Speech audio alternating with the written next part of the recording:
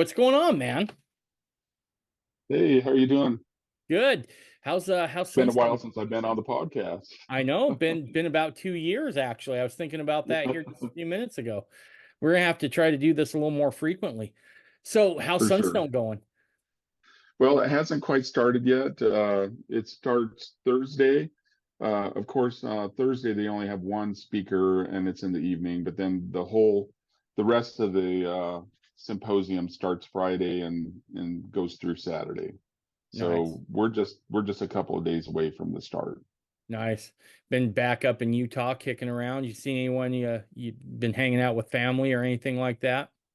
Yeah, right now hanging out with friends, and then tonight we move over to stay with some family, and then after that I moved to a hotel close to the University of Utah, and that's where Sunstone's going to be this year. It's going to be at the student building at the University of Utah. So go Nice. Utes. Go Utes. That's right. That's right. Well, I think it's an unknown doctrine of the restored gospel that every time a BYU fan cries, an angel gets its wings. I'm pretty sure that's actually how that goes. But no, dude, good. Yeah, Yeah, it's really good to have you back on. And when are you talking at Sunstone?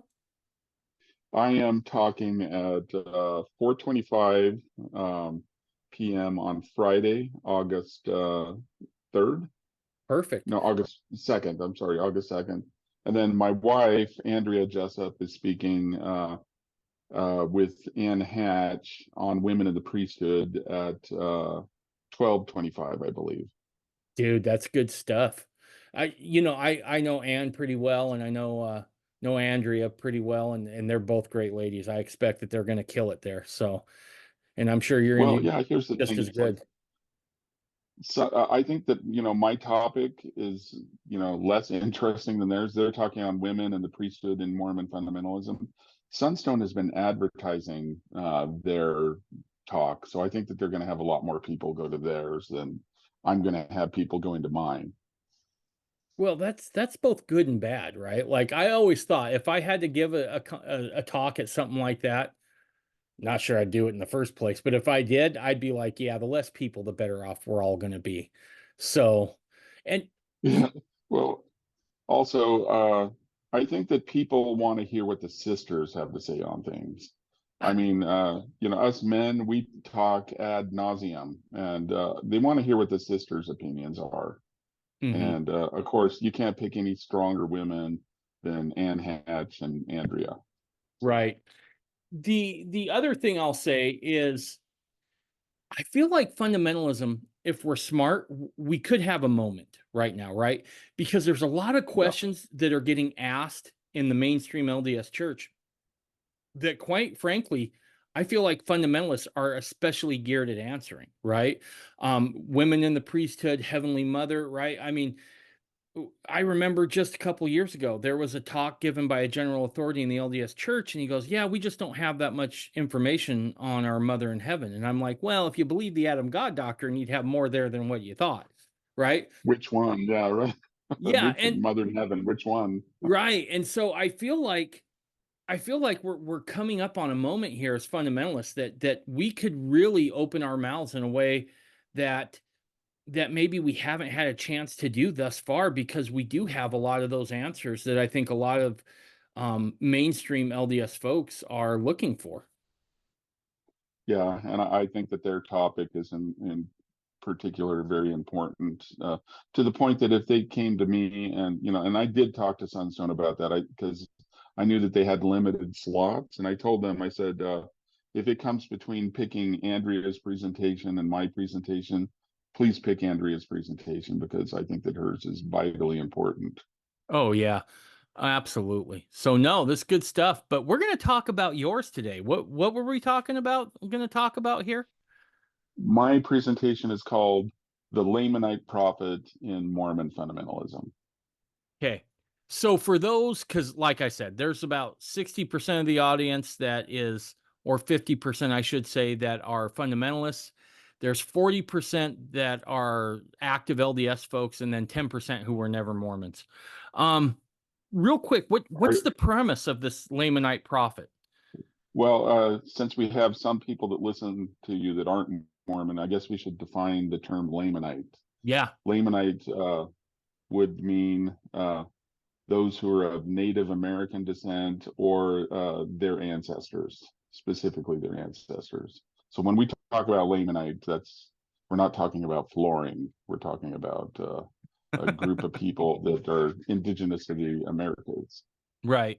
And so they're basically, you know, yeah, sailed over with Lehi and broke off and thus became the Lamanites. And so that's kind of what that term means. Good. No, that's a good place to start. I Yeah. wouldn't have thought about that.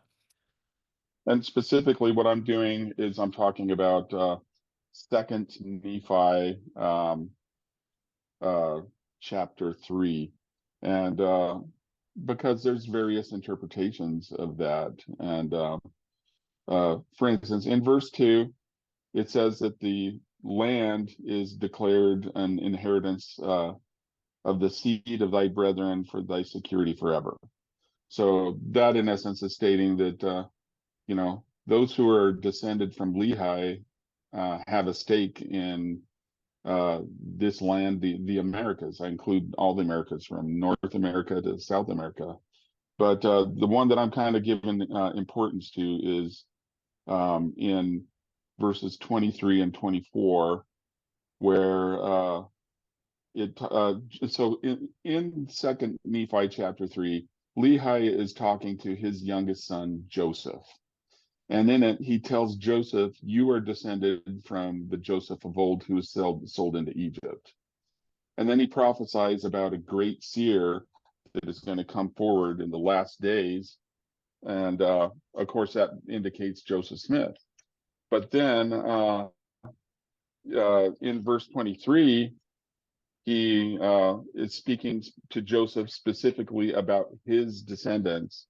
And he says, the verse says, "Wherefore, because of this covenant thou art blessed, for thy seed shall not be destroyed, for they shall hearken unto the words of the book." And then in verse 24, it speaks about a prophet that's going to come among the descendants of Lehi. It says, "For there shall be one mighty among them who shall do much good, both in word and in deed, being an instrument in the hands of God, with exceeding faith, to work mighty wonders, and do that thing which is great in the sight of God, unto bringing to pass much restoration unto the house of Israel, and unto the seed of thy brethren." So in the older versions of the Book of Mormon, the footnote for that where it talks about a mighty prophet, the footnote for verse 24 indicates that it was referring to an Indian prophet. You even go to the Spanish version. The Spanish version came out in 1915, I believe, and it was translated by Mexican mission president Ray L. Pratt. And in there, the footnote reads, "Un profeta Lamanita," which in Spanish means a Lamanite prophet. So there was an understanding that verse 24 refers to a future mighty prophet among the Lamanite people. And however, eventually, later editions of the Book of Mormon had nothing in the footnote. And now, currently, if you go to the LDS.org website and you look up verse 24, the footnote for a mighty prophet indicates Joseph Smith. So they Hmm. changed it. They changed the meaning to it. Instead of a future Lamanite prophet descended of Lehi, it refers to it as Joseph Smith also. I think it's problematic. I think it became problematic to admit that I don't know why, that there was going to be a prophet of that lineage. I don't know. Your guess is as good as mine on that. That's interesting. We find this a lot within Mormonism, right? I don't think we sometimes think of, falling away from sacred truth as something that might take a while. And what it's interesting that in Mormonism, a lot of it happens rather quickly, right? Um, Yeah. it doesn't necessarily take hundreds of years, or in some cases, thousands of years. It takes just decades. And that has always amazed me about Mormonism is that there's a lot that's given, but there also seems to be a propensity to move on from those teachings just as quickly as they received them. And that's always Yeah, surprised me. And I can't figure out why exactly. I got a couple hypotheses, but they're just ideas. So when do we get I'm it willing to bet. I'm willing to bet that it went exactly the same way in the days of the early church. right? Right. No, it's a human problem. It's not a Mormon problem for sure. So when do we start seeing that? First off, let me ask this question. Do we have any talks or anything like that from a general conference in the old days or something like that where they expounded upon this at all, this idea of a Lamanite prophet in the latter days? I think there are. I didn't have any located in my talk because mostly I focus on the Mormon fundamentalist perception of this, which is very interesting. So I first came into contact with this teaching back when I became a fundamentalist in 1990. The first set of fundamentalists I started associating with were the Lewis Kelch independents, independent Mormon fundamentalists. And for those who don't know, in the 1950s, the priesthood work split into two major groups. On one hand, you had the group that would become, Short Creek, that would become the FLDS. And then on the other hand, you had the Aldrich group that would eventually become known as AUB. The ones in the middle were the Lewis Kelch independents. They didn't pick either side. Mm, And of course, in their opinion, the priesthood had been lost by both, not only the church, but by both groups of fundamentalists. And, for various nebulous reasons, they mainly pointed to when the fundamentalist men went into prison in the 1940s, that all of them but four signed a document vowing to discontinue the practice of plural marriage. And so these set of independents, mainly for the most part, viewed that fundamentalists had lost the priesthood because of that disavowal of a sacred principle, in their opinion. so were they saying that? So Were they saying that even about themselves? yes, ultimately it came to that. They developed a theology that because a lot of these things, like signing the document, they said that they did it upon inspiration, and there were other things like John Y. Barlow called certain men to the priesthood council, and when he was asked if he had received a revelation, he said no, he had received inspiration. So they didn't count inspiration as a valid source of revelation. They said that the only source of true revelation is a divine confrontation with a either some sort of heavenly being, whether it be Mm. Heavenly Father, Jesus, or angels, that you have to have a direct revelation face to face. Well, that becomes a problem when you ordain your sons to the priesthood, because in the Doctrine and Covenants it says that men are called to the priesthood by revelation. So if the only form of revelation you recognize is an angelic visitation or a heavenly visitation, then that causes problems with ordaining your son to a deacon. You can't ordain your son to a deacon unless an angel comes down and tells you to do it. So they stopped.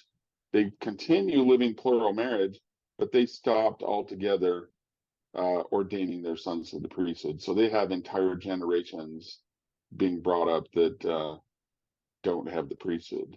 And, I'm not speaking critically of them because I think there's a lot of good people with them, but I think that there is a lack of understanding. So in essence, when I first joined fundamentalism for about a year, I associated specifically and exclusively with the Lewis Kelch independents. And they taught me a lot of these doctrines. And one of the, if you believe that the priesthood is gone from the priesthood work and that none of those brethren hold the priesthood, where did the priesthood go?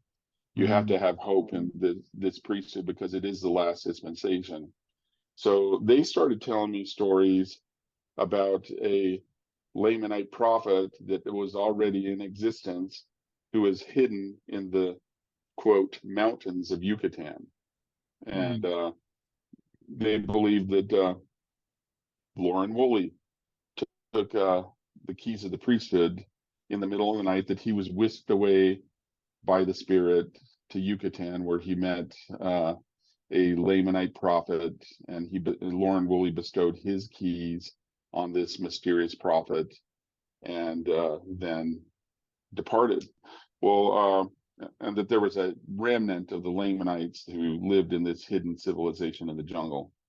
So, and that this Lamanite prophet was waiting for the right moment to return and restore the priesthood keys to the Latter-day Saints and to the fundamentalists. And, you know, and as far-fetched as this sounds to us now, the belief in the Lamanite prophet and Lauren Woolley administering priesthood to him was something that persisted with the majority of the members of the priesthood group, basically from the 1920s to the 1960s. They all somehow believed this, and then at a certain point, they all, the teaching seemed to vaporize, and it was only maintained by the Lewis Kelch independents. So why do you think anyway, fundamentalists why do you think it vaporized with fundamentalists? Because look, with fundamentalists, we'll pick stuff up no matter what, right? If the LDS Church kind of gets rid of it, we swoop in to grab it. Why do you think this one went away? Well, I'll cover that eventually during our conversation. But, first of all, you kind of have to understand Lauren Woolley. And I may come across as sounding critical of Lauren Woolley. I'm not. But I'm going to kind of skip forward a little bit and talk about my grandfather, my great-grandfather and namesake Moroni Jessop.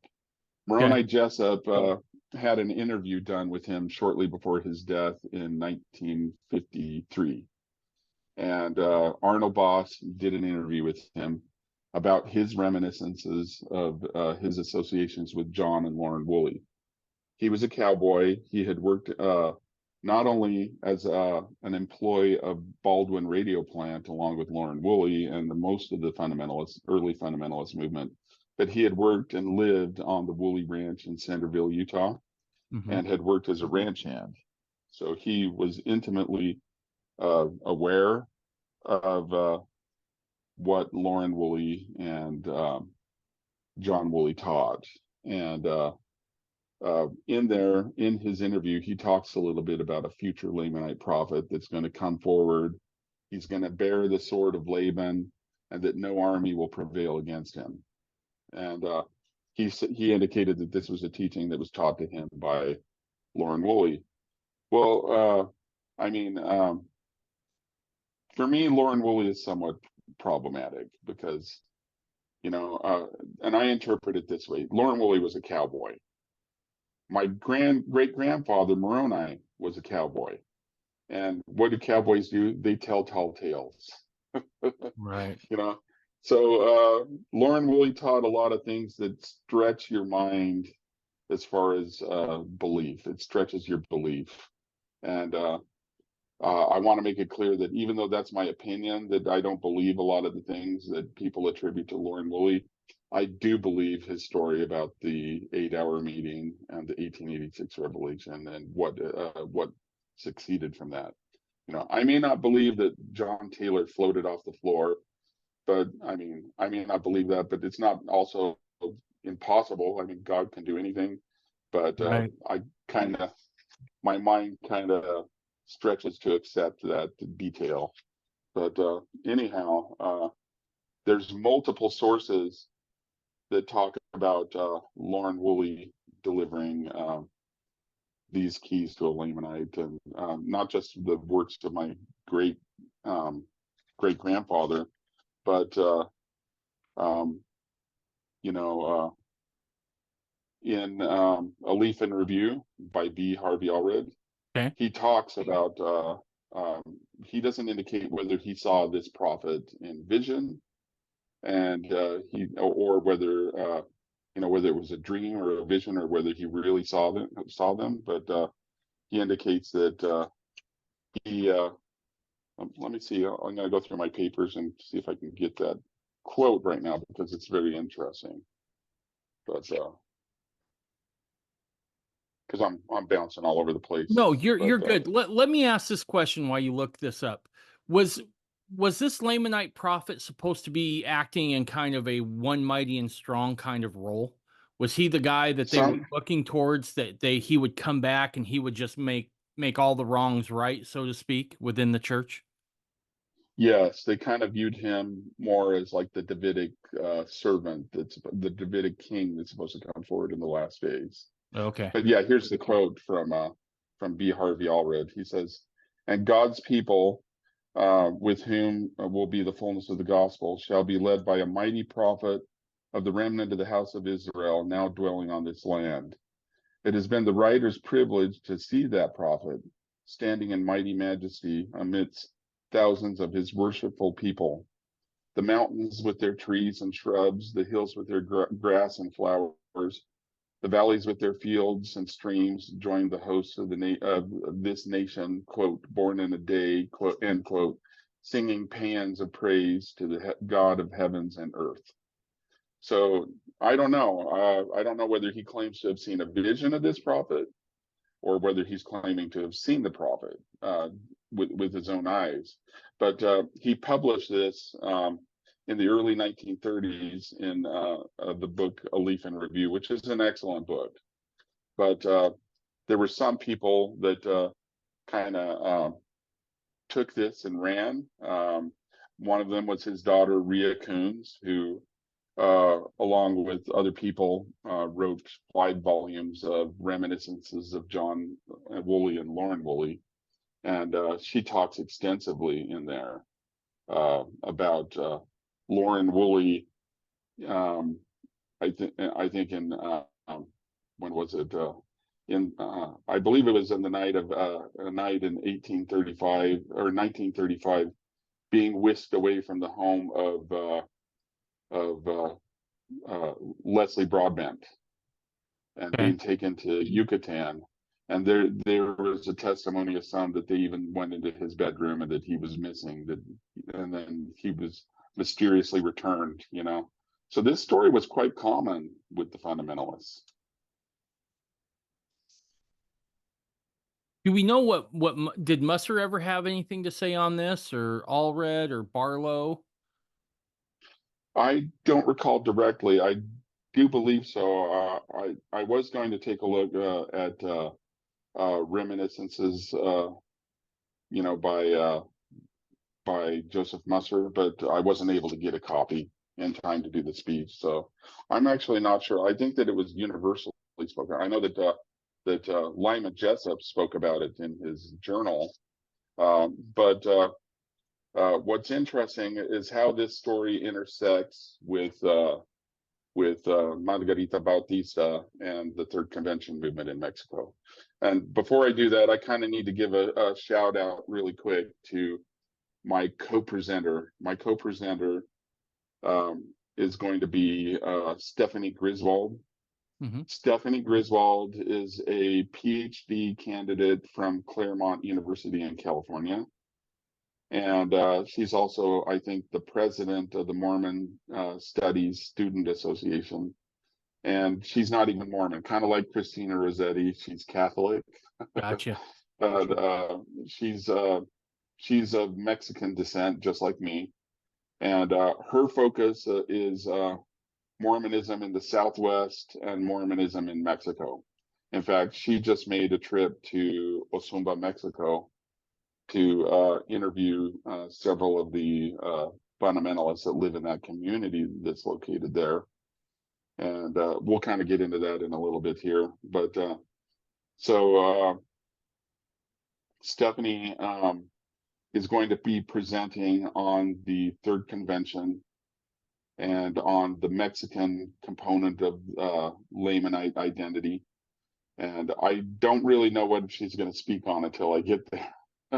Nice. But I'm almost positive that it's going to be a nice compendium to what I'm talking about. And Perfect. so anyway, Margarita Bautista, um, And I learned a lot in my research on this, because initially when I picked this topic to speak at Sunstone, I was looking for something, a cool story. Right. And I had some preconceived assumptions that turned out to be incorrect. And one of those was that the fundamentalists here in Utah heard rumors about Margarita Bautista's United Order down in Mexico, and thinking that he was the Lamanite Prophet, traveled down to Mexico and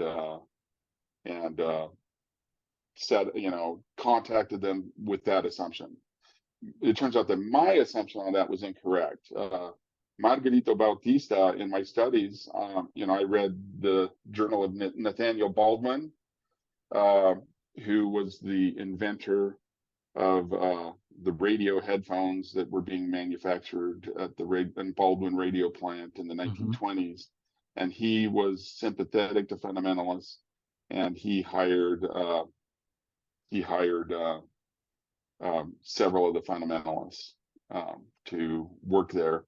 But I didn't know until my research that Margarita Bautista was a partner at the Baldwin radio plant. Really? And yeah, he was kind of like one of their higher ups. And he had moved from Mexico in the late 19 teens, I think around like 1919, 1918, somewhere around there, and had gotten involved with the early fundamentalist movement for about 5 years, and he was acquainted with Lauren Woolley, with John Woolley, with Joseph Musser, and had lived among them as for those who don't know, the Baldwin radio plant is where Lauren Woolley first started telling people about what John Taylor had bestowed upon him in 1886.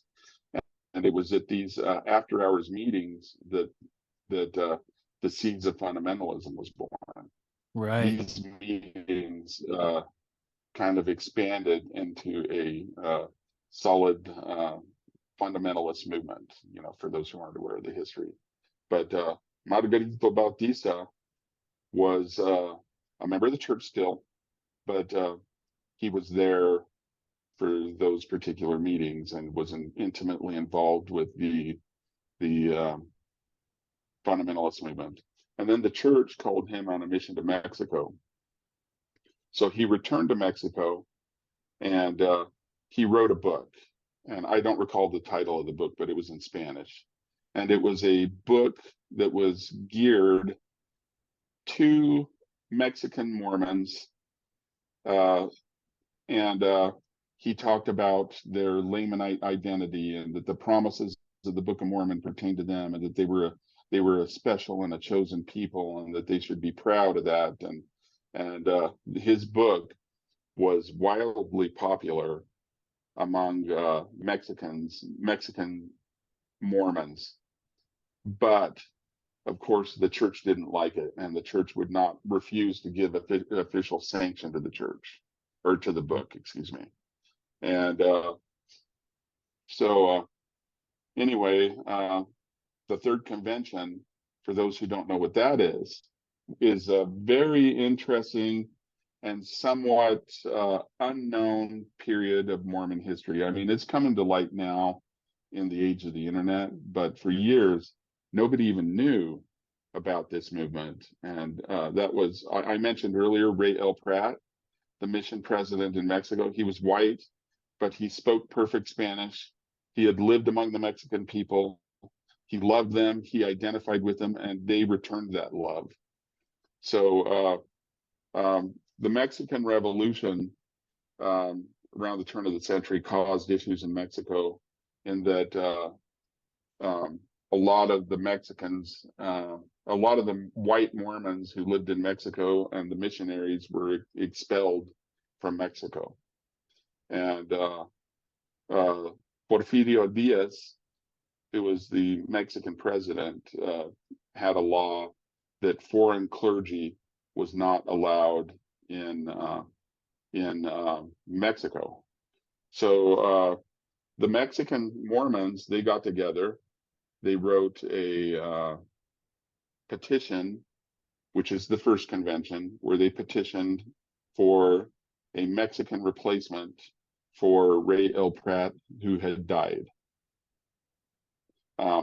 That petition, I believe, went unanswered. And so they wrote a second petition called the Second Convention, petitioning again for Mexican leadership, because that was also in compliance with the law. And instead, they were given Anton Ivans, who did not have the same level of affection for the Mexican people that Ray L. Pratt had done. In fact, he managed the affairs of Mexico for a long time from Utah. And I mean, he eventually did travel down to Mexico, but I mean, it was very passive, it was very indifferent, and the Mexican people didn't like it. So on the third convention, they resigned from the church, like en masse. We're talking like all of the Mexican people who lived in central Mexico, you know, those who lived in Mexico City, those who lived in Puebla, and they became known as the Church of Jesus Christ of Latter-day Saints Third Convention, because of the third petition that they had made to Salt Lake. And a lot of people don't know that there was a book called Mexicans and Mormons in Mexico that talks about the Third Convention, but they failed to mention that plural marriage and united order became part of the Third Convention. Really? And yeah, so and I think they existed between, I believe, I'm not certain, the years were between 1935 and 1945. And so eventually what they did is they sent David O. McKay down to Mexico to woo the members of the Third Convention back. And they made an agreement with them, those who were living plural marriage. You can keep your plural wives, you just can't take any more, and you can only live with one wife. And my dad served a mission in Mexico, down in central Mexico in the early 1960s. And he remembers going to church as a Mormon missionary as an LDS missionary, and seeing an old couple, what's the word? I guess throuple, a man and his two wives, elderly, attending the LDS ward there. They would come in and sit down, and they were members. They had been allowed to continue living plural marriage, but kind of on the down low, I guess you might say. But so anyway, the bulk, a huge percentage of those Mexicans who had been part of the Third Convention returned to the LDS Church. But there was a hardcore group of protesters led by Margarito Bautista that refused. And so they went to a piece of land outside of the town of Ozumba, Mexico, which is on the western slopes of the huge volcano outside of Mexico City called Popocatépetl. And they established a united order called Colonia Industrial. And that colony was led by Margarito Bautista. Well, the fundamentalists traveled in the late 1949 and the early 1950s to visit Margarito Bautista. And of course, a lot of us know the story how Ruan and Joseph Musser ordained Margarito Bautista to the apostleship. And that was one of the things that led to the split, is the ordination of Ruan and the ordination of Margarito Bautista. And I talked to the sound man from the meeting, because after the ordination, Joseph Musser and Ruan traveled to Salt Lake, and they met. They had a sacrament meeting, and Joseph Musser was presiding at the meeting, and he asked Margarito Bautista to get up and speak. So Bautista got up and spoke, and then he sat down, and then Joseph Musser called him again to get up and speak. And so he got up and spoke and gave a discourse again, and then he sat down. And then after that, he asked him a third time to get up and speak. So then Bautista kind of figured that he knew what Musser wanted him to say. And so he announced for the first time in public that Musser had ordained him to the council. And of course, this caused a ruckus. The story was that one man leaped to his feet and said, "I won't have no black Lamanite presiding over me," you know, and so of course this eventually led to the split. And there were some later, you know, Ruan said in Treasures of Knowledge, he said that people had been asking if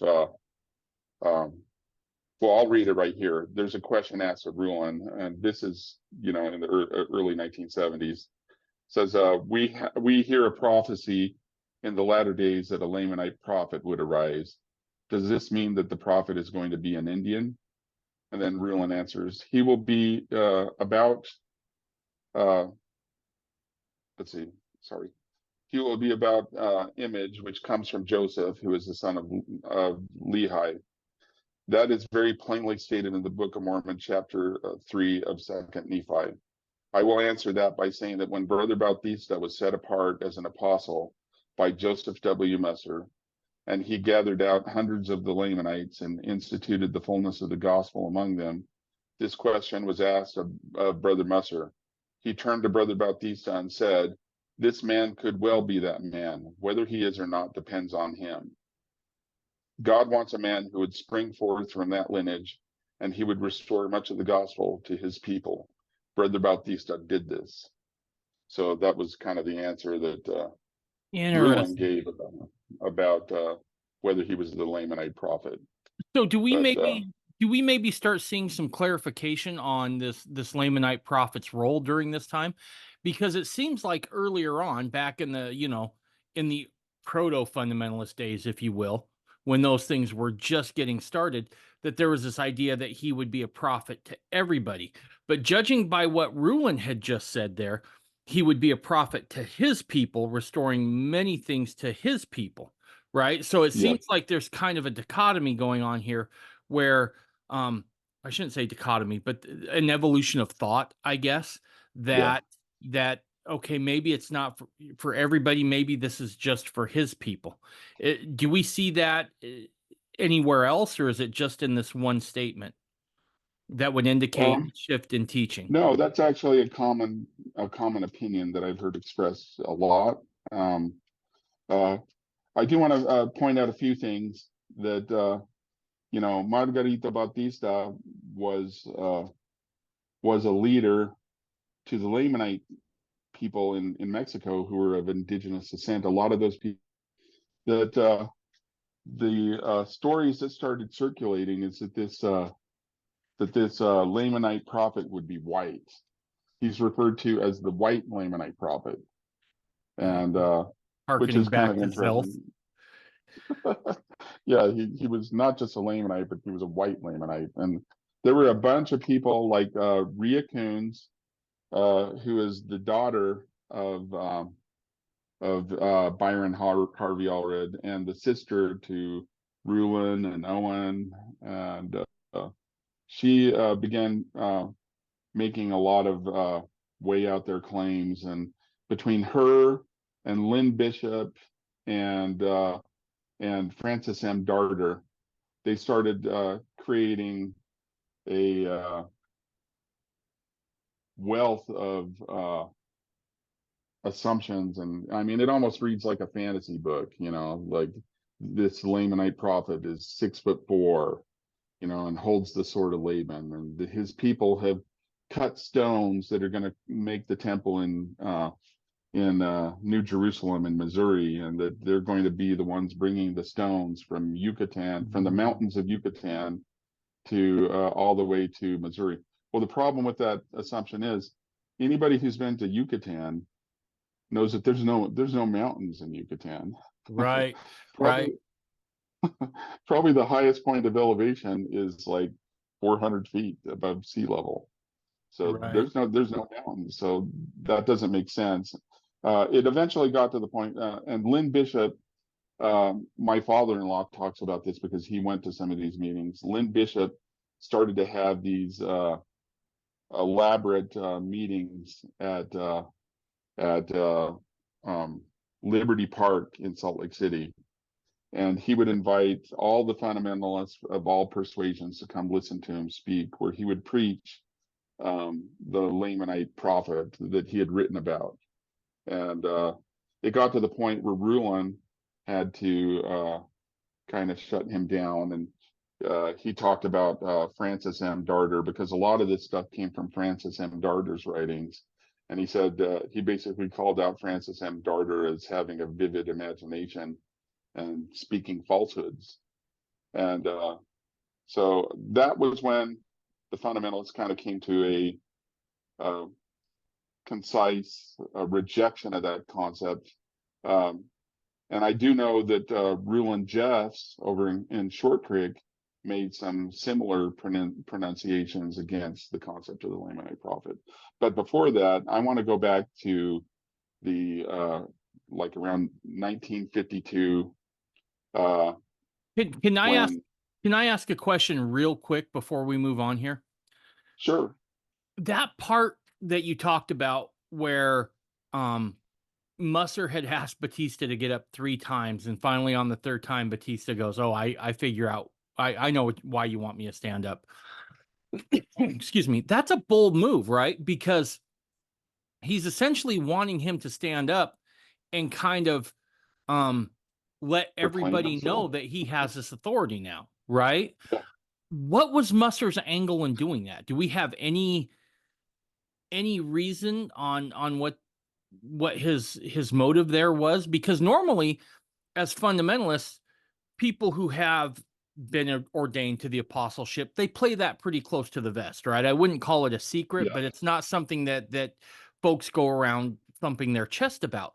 So this seems to be kind of an aberration in that practice. Do we know why? Do we know what Musser was angling towards here on this? I mean, only Brother Messer can answer to that. And that instruction of not proclaiming yourself was given by Joseph Musser to all of those who he ordained.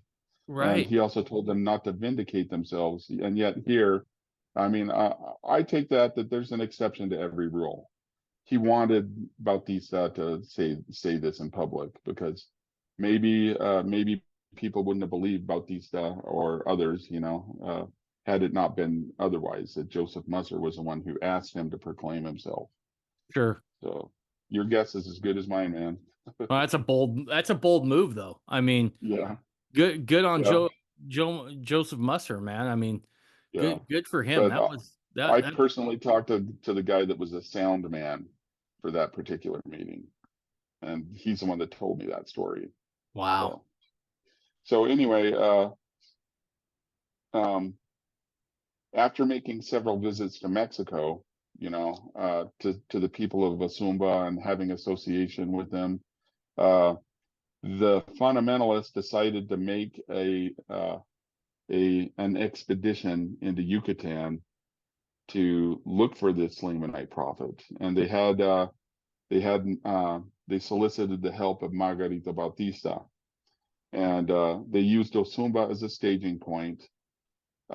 They hired a guide once they got to Yucatan, so they flew to Yucatan, and with them there was Bautista, Joseph Musser, Rulon Allred, Joseph Thompson, Owen and Marvin Allred, and Lyman Jessop. They all went to Yucatan, and the fact that we know that so much about these expeditions are from Lyman Jessop's journal, which, if anybody doesn't have that, find a way to get it. It's in 3 volumes, and he was a very detailed journaler, and he tells the history of Mormon fundamentalism from its inception until his death in 1963. I mean, it's an amazing piece of literature, and I think that anybody who's a fundamentalist should try to find copies of this. But And these expeditions were just to find the Lamanite prophet. Am I yeah, understanding that correct? yeah. So was this before or after Batista's ordination? This was after Bautista's ordination. So there was never any real credence given to the idea that Batista could be this prophet. Yeah, like so um, the split between Short Creek and the Allred group wasn't like it was like a drawn out process. It took a few years to occur. This would took place like right in the middle of that in Okay. 1952. But I don't believe any of them assumed that Bautista was that particular prophet.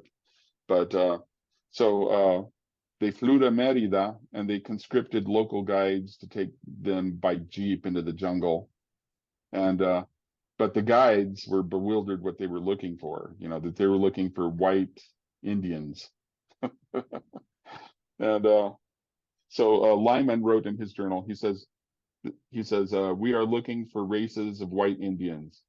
We have been reading Francis M. Darder's Pipe Dreams and describing people in Yucatan living in a plateau 12,000 feet high and in such restrictions pertaining to their increase that they can have a child only 1 in 7 years. Francis also claims that Lawrence E. Woolley came here in 1932 and gave the keys of the priesthood to their white Indian chief, etc.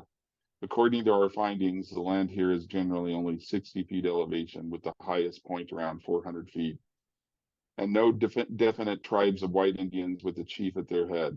There is no such people, such as Francis describes in this land.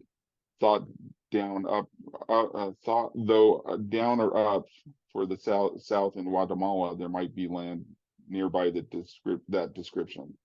Brother Bautista was here 17 years ago in the employ of the Mexican government. He says that there is no such land as Francis tells in Yucatan.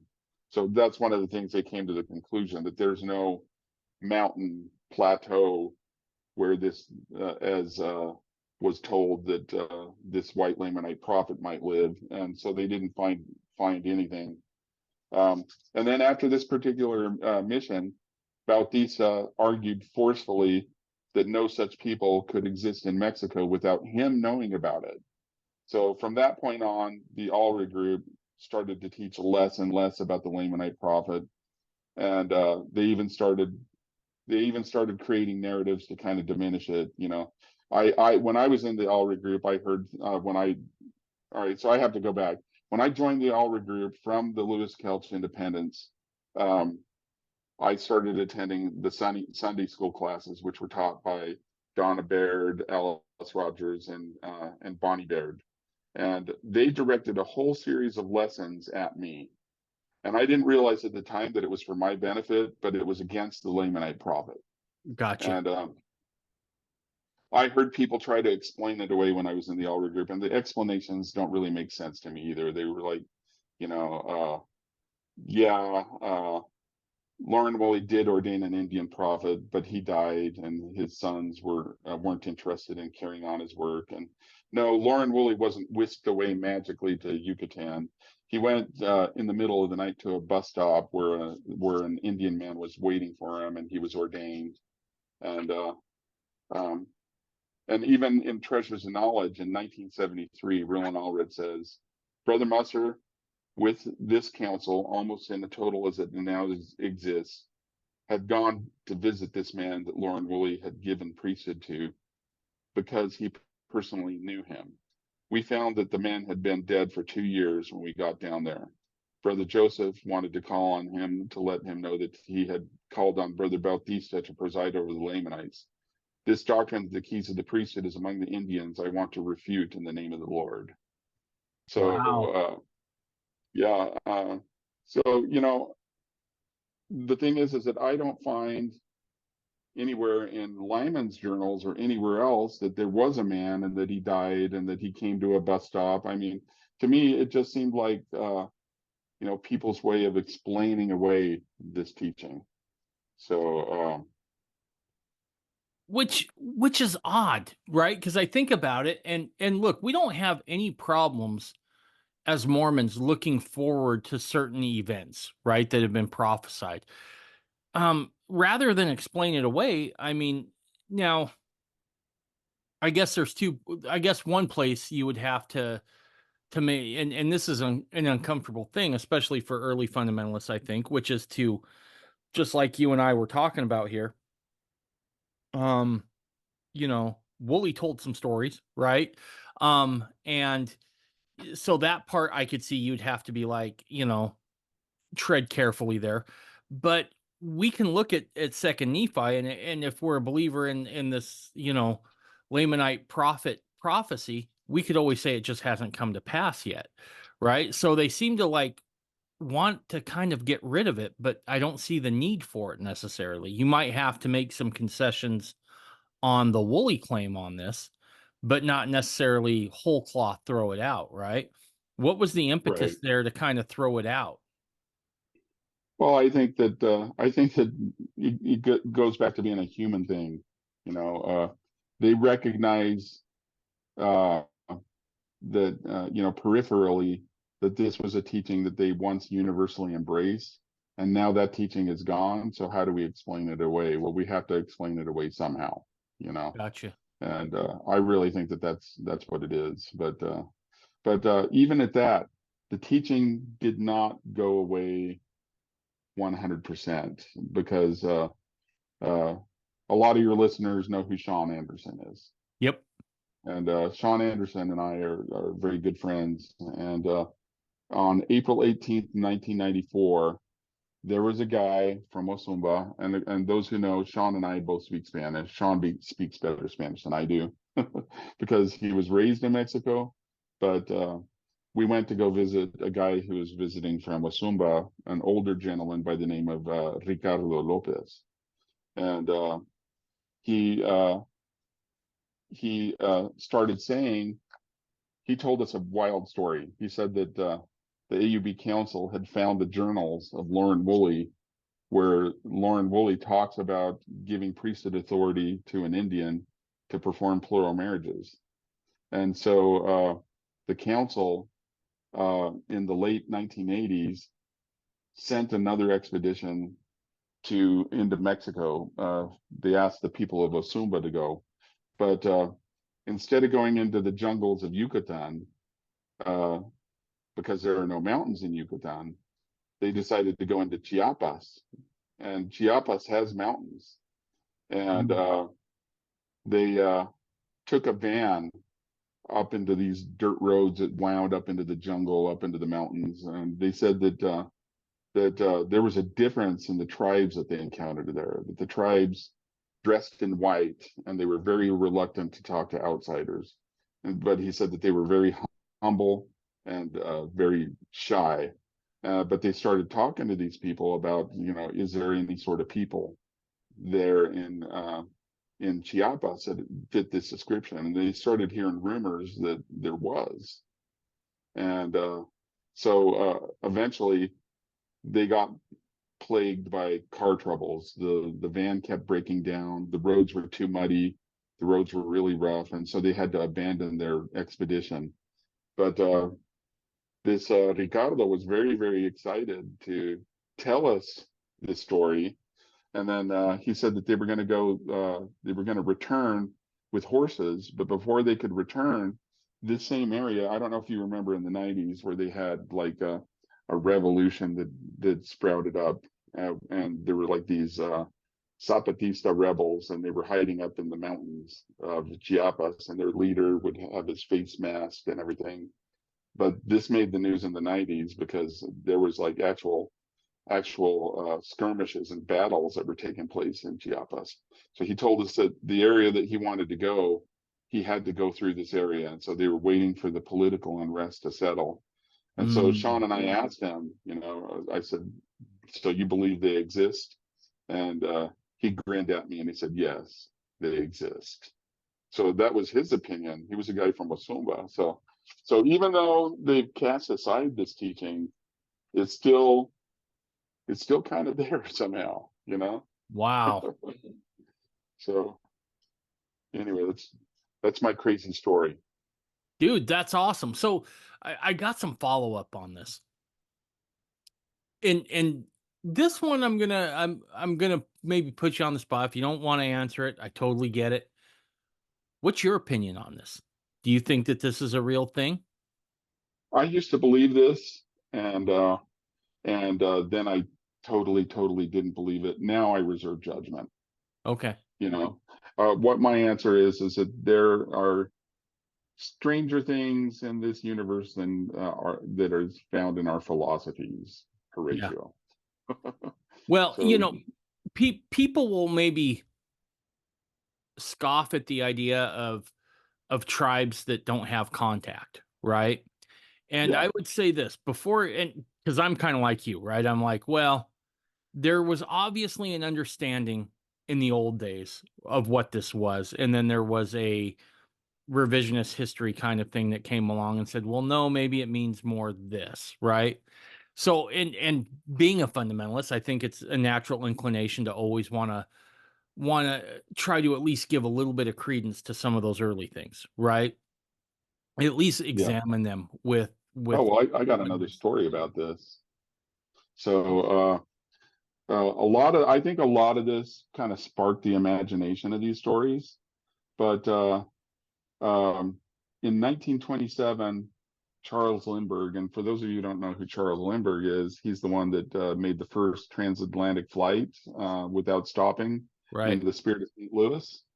So, he was famous, but the government used to conscript him to map out in the Southwest, um, you know, Indian ruins.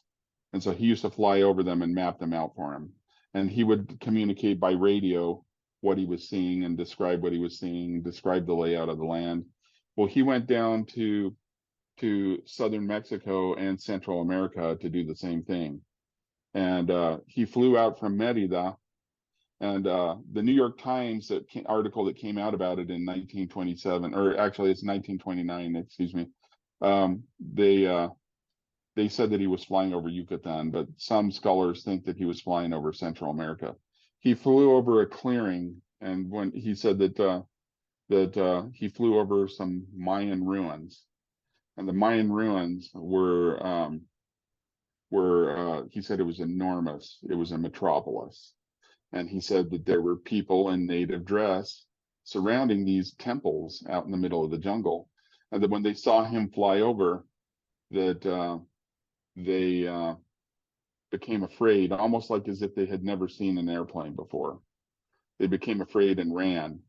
And other people afterwards tried to go back and find this city that he found, and they couldn't. So this came out in the New York Times back in 1929.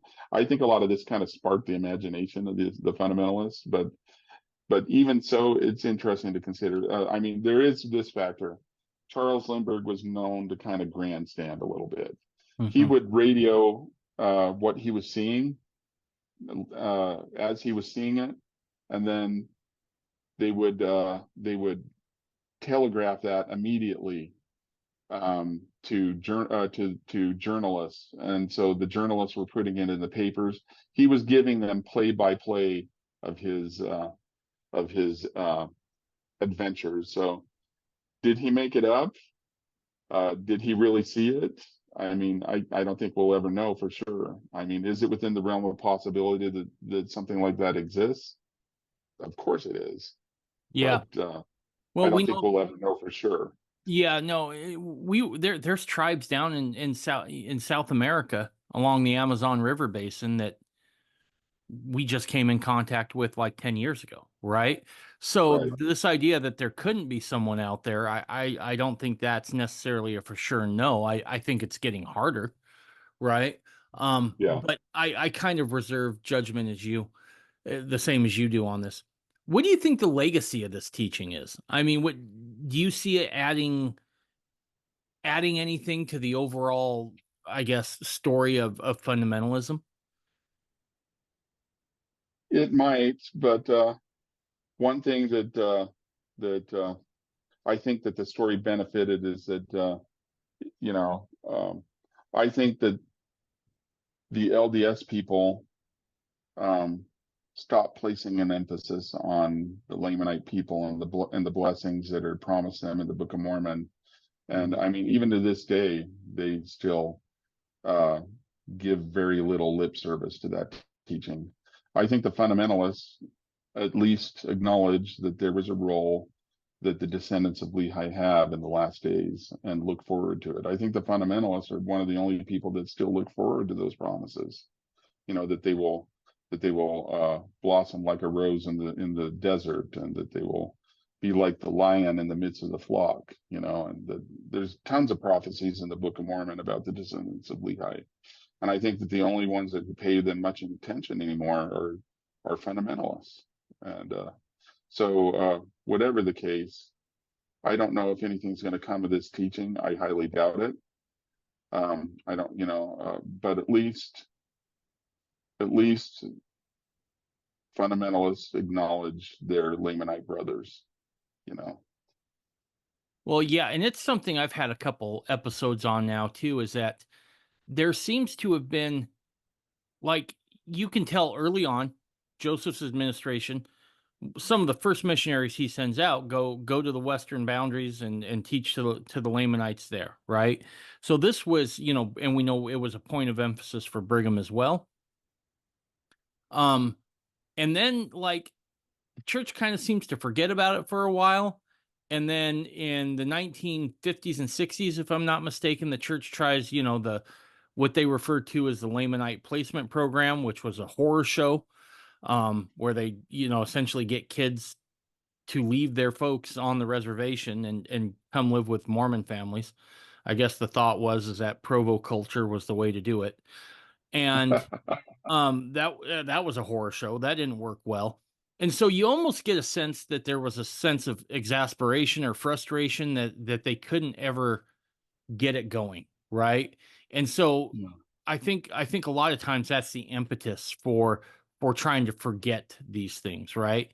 Is well, we can't do it, so let's work around it, so to speak, or let's try to not talk about this as much anymore. And you're right, the fundamentalists still hold to that, right? I think that's Yeah. something that can't be ignored. If you buy the Book of Mormon and you believe it's an actual record, I think it's incumbent upon us that, well, if that's an actual record, there talks about we have some responsibility here. And so it's interesting that fundamentalists, who often get labeled all sorts of things, are the ones that are keeping this around and keeping it afloat. Yeah. A lot of people know that I grew up in the LDS Church, and that my whole family at one point got excommunicated and transitioned over to fundamentalism. But when we were in the LDS Church, my parents participated very avidly in the placement program. I had several Navajo foster brothers and sisters, and but my parents did it for other reasons. My parents, my dad is white LDS. My mother is a Mexican convert, and my dad served a mission in Mexico. So he approached the placement program from a position of love. Mm-hmm. He truly loved the kids that came into our home. But yeah, like I said, ultimately it didn't work. And now that you look back at it, that was probably really traumatic for those kids to be taken from their homes and temporarily adopted out into white families who they cut their hair and tried to take them of their culture. I Right. mean, that had to have been traumatic for them. Sure, sure. And we can look back, even, back to the 60s, which is what now? We're approaching, I don't Oh my know, gosh, over 50 years. over 50 years, right? Things change in that time, right? And you can never, it's always one of those things where we can look back at hindsight because we don't want to repeat those mistakes. At the same time, we do have to acknowledge, yeah, this didn't pan out like we were hoping, right? So I think it's always good to look back at those and call that for what it is. At the same time, cutting those folks some slack, right? Too, they were doing the best they could with where they were at. So Well, I've thought about the prophecies in the Book of Mormon, and I've thought, how are they going to come about? How are they going to be a nation born in a day? And I've come to the conclusion that the Lord is going to have to do his own work. I don't think that missionaries are going to achieve that. I think that the conversion, whenever it takes place, is going to be not something short, that's absolutely miraculous, and it's not going to have anything to do with anything that the church or the fundamentalists do. It's going to be something completely on its own and independent. Right. And I mean, that's a conclusion I've come. I don't know how else it's going to happen. You Yeah, know, absolutely. Outside of the scripture that we have in Second Nephi, do we see anything else that gives? Because again, I want to be careful here because I wasn't there. I don't know, but it doesn't seem like a lot of the stuff that Woolley had to say about it was necessarily factual, right? And you brought up Darter, and they called his stuff pipe dreams, if I'm not mistaken. yeah, Do we have any other sources that we could consider authoritative on any other characteristics of this prophet outside of the scriptures? not necessarily. You And know, see, I think that it's kind of like the Mormon urban legends, like the three Nephites. I mean, Mhm. I classified this story kind of in that vein. I mean, do the three Nephites travel among us, changing tires and baking bread? I mean, who knows? They might. They very well might. But you know, you have to kind of treat it for what it is, and as a story that most likely isn't accurate or true. You know. Yeah, and I think I want to say this. I think this is changing, but I do think that Mormonism, especially Mormon fundamentalism, has suffered from some of these stories that have creeped in, right, and have been attributed to sources that may not have been as valid. Now that we have the gift of perspective of being able to look back and really evaluate sources and those sorts of things, um, and those stories aren't necessarily always um, detrimental or harmful. But I will say it's incumbent upon us to take these sorts of teachings and really sort them out, right? What's tradition? Yeah. What's doctrine? And can we get to the bottom of it? I do Yeah. think that we're in an age now that we can do that, and that is happening, right? And we are starting Yeah. to see some of those other things begin to fall by the wayside. And I think as this continues, I think it'll only strengthen our position. It is hard though to make that change whole cloth, right? Um, Yeah. it's kind of like the story of Washington and the cherry tree. Well, we're pretty sure at this point that he never actually chopped down a cherry tree, but it illustrated a larger principle about who the man was. And so Yeah.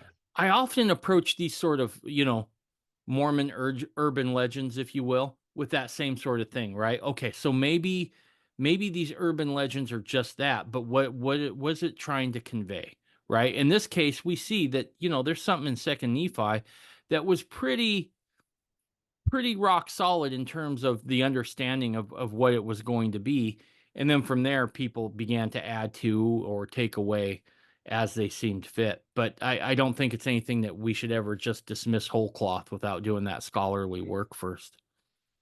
Well, if there's going to be a Lamanite prophet, I nominate Sean.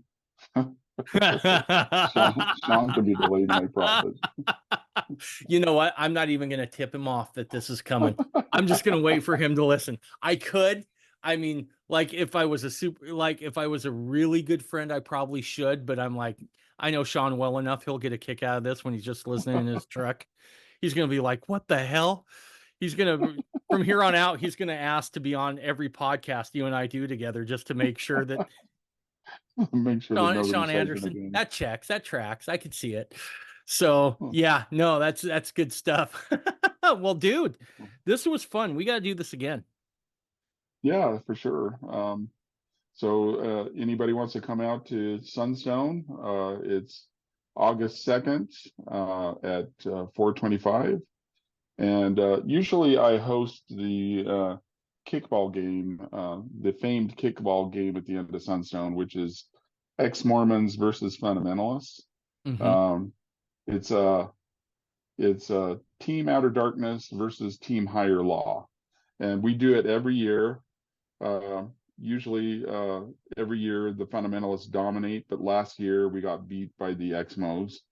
They canceled that kickball game this year because of the umpire couldn't make it and the coach for the Expos couldn't make it. But they're still having like a picnic that night and storytelling at Sunnyside Park in Salt Lake.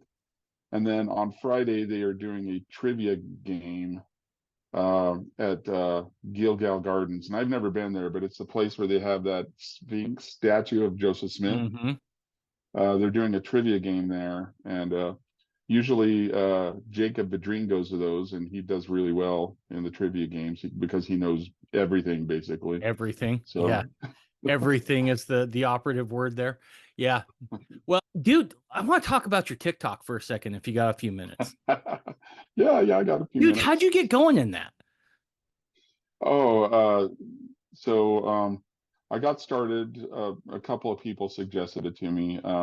One guy who runs Guerrilla Graphics suggested I do a TikTok, and he's the one that just made my avatar that I'm now using on as my Which profile is picture. killer, by the way. I like that And thing. then another one was a TikTok creator named Maggie Babylon, and Maggie Babylon was investigating fundamentalism years ago. So she was on the Facebook page Mormon Fundamentalism that I admin, and then she left the church, but she still does like occasionally she does like Mormon related content, and she's the one that told me, she's like, Moroni, you need to be on TikTok. So I got a TikTok going. This was like in December of 2021 or 2020, I believe. I created a TikTok, but I didn't dare make any videos for like 4 months. And then I started making it. I talk about Mormon fundamentalist content. I talk about music, and but the thing that kind of really irks me a little bit is that the only time any of my views get like high views are when I talk about the TV show Sister Wives. And for those of you who know me, I hate the show Sister Wives. I hate it with a passion. But and it happened just last week. I had a I had a video that I made first time in a long time where I talked about Sister Wives, and it wound up getting like 15,000 views. So the only time I get a lot of views are when I talk about that show. But other than that, I just talk about fundamentalist principles, and most of my videos don't get that amount of views. But I talk to people on the daily, kind of like you do. You know, Mm-hmm. there's Yeah. one creator that I'm talking to that's really interesting. She's an Exmo. Her parents left the church when she was a little girl, but she's been reading American Zion by Benjamin Park, Okay. and I haven't read that book yet. I'm intending on it, but she's found it super interesting, and so she's been making as she's reading along, she's making Mormon content, and so I started responding to her, and we started making videos back and forth, where she would ask questions and I would answer them, and it's been really interesting. I mean, she's not even Mormon, but she's talking about some, she asked about women in the priesthood, and I said, well, let me tell you, my wife's doing the priesthood. All that.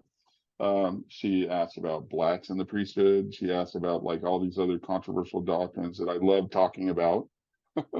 So it's been fun. It's been a lot of fun, Of Well, dude, I course.